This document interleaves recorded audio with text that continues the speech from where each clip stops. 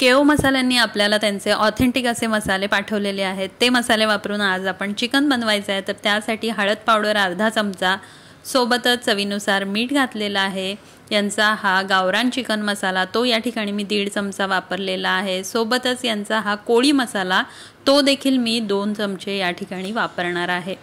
तर या सोबतच आपल्याला आलं लसूण आणि कोथिंबीरीची पेस्ट 2 चमचे यात ॲड करायची आहे आणि याच वेळी आपण 1 चमचा किंवा 2 चमचे दही यामध्ये ॲड केलं तरी चालेल। अर्धा तास मॅरिनेट करून ठेवायचं आहे। अर्धा तासांनी कुकरमध्ये 2 चमचे तेल घातलंय आणि हे मॅरिनेट केलेलं चिकन आपण तेलामध्ये छान परतून घ्यायचं आहे।